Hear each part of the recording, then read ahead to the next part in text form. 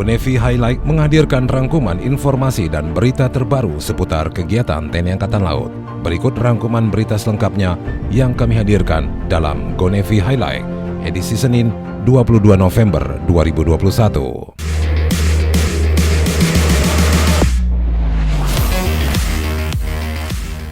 Wakil Kepala Staf Angkatan Laut Laksamana Madya TNI Ahmadi Heri Purwono yang mewakili Kepala Staf Angkatan Laut Laksamana TNI Yudo Margono membuka gelaran Castle Cup Archery Open 2021 di lapangan Fly Navy X10 Archery dan lapangan Dakota Lanudal Juanda, Surabaya, Jawa Timur.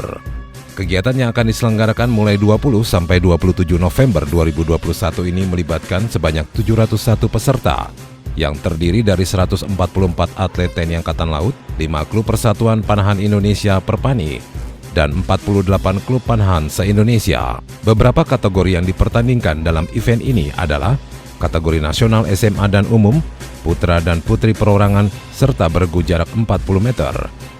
Kategori recurve umum, putra dan putri perorangan, serta bergu dengan jarak 70 meter. Kategori compound umum, putra dan putri perorangan serta bergu dengan jarak 50 meter. Dan kategori barebow umum, putra dan putri dengan jarak 20 meter. Dalam amanat Kepala Staf Angkatan Laut yang dibacakan Wakasal saat opening ceremony menekankan kepada para atlet agar memanfaatkan momen olahraga ini tidak hanya untuk mengejar prestasi semata, namun juga memupuk jiwa korsa dan kekompakan.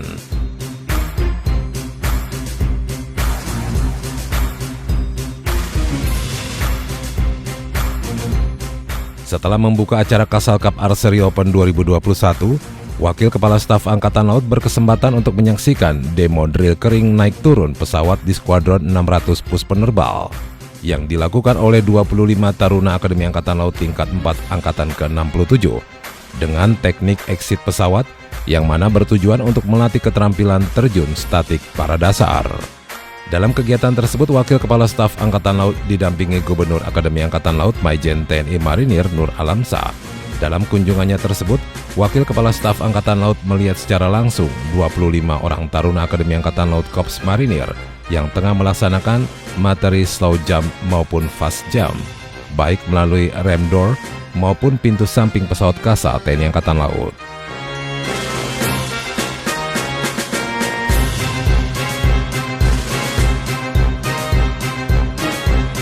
Komandan Lantamal 3 Jakarta Brigjen TNI Marinir Umar Faruk memimpin apel gelar Satgas Bencana dalam menghadapi perubahan cuaca eksternal, khususnya di wilayah Jakarta, yang dilaksanakan di lapangan apel Mako Lantamal 3 Jakarta. Dalam sambutannya, Komandan Lantamal 3 menyampaikan, apel gelar Satgas ini menindaklanjuti dari kesiapan Pemprov DKI dalam menghadapi ancaman banjir yang diimplementasikan Lantamal 3 Jakarta.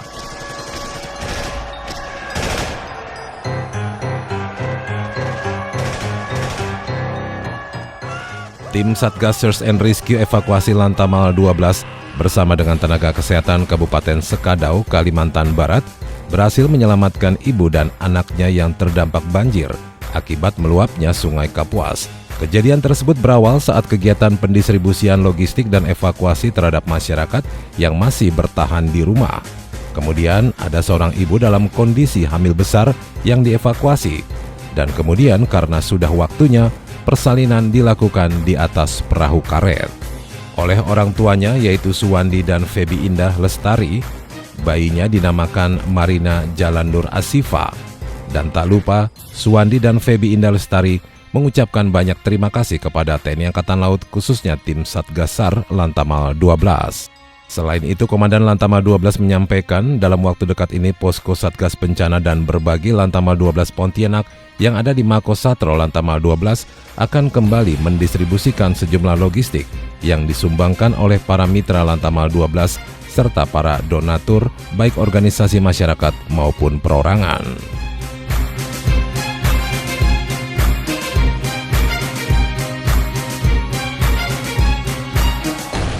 Komandan Pangkalan TNI Angkatan Laut Loksemawe Kolonel Marinir Dian Suryansa mengirimkan dokter dan tenaga medis serta tim evakuasi dalam rangka bakti sosial pengobatan dan penyuluhan kesehatan untuk membantu masyarakat korban bencana alam banjir di 2 kecamatan yang berada di Kabupaten Aceh Utara, yaitu Kecamatan Matangkuli dan Kecamatan Pirak Timur.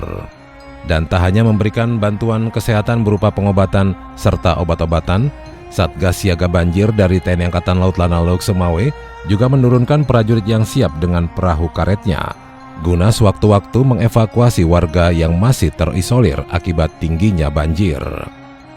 Dalam kegiatan bakti sosial, pengobatan, serta penyuluhan kesehatan ini, selain Satgas Siaga Banjir dan tenaga medis dari Lanal Semawe, berpartisipasi pula Kepala Bidang P2P Dinas Kesehatan Aceh Utara, Ketua Ikatan Dokter Indonesia Aceh Utara, staf BPBD Aceh Utara, Camat Pirak Timur, serta Camat Matangkuli.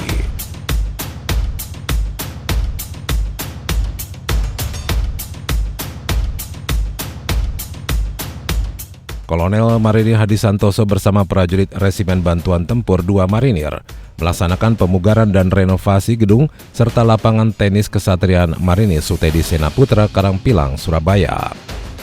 Kegiatan yang diperkirakan berlangsung selama 3 bulan dipimpin oleh Mayor Marinir Teguh Pranoto selaku Komandan Kompi. Pada kesempatan ini, Komandan berharap agar lapangan tenis yang sudah direnovasi agar dimanfaatkan oleh prajurit yang ada di Bumi Marinir Karangpilang sebagai sarana untuk mengasah diri di bidang olahraga hingga meraih prestasi yang membanggakan untuk satuan.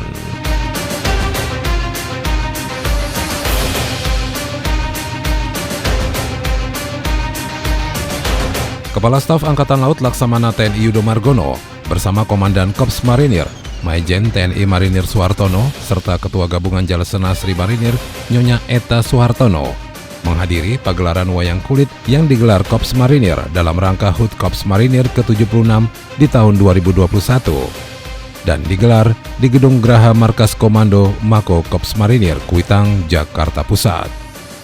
Dalam pagelaran wayang kulit kali ini menampilkan dalang muda Ki Sigit Arianto dengan membawakan lakon Wahyu Cakraningrat.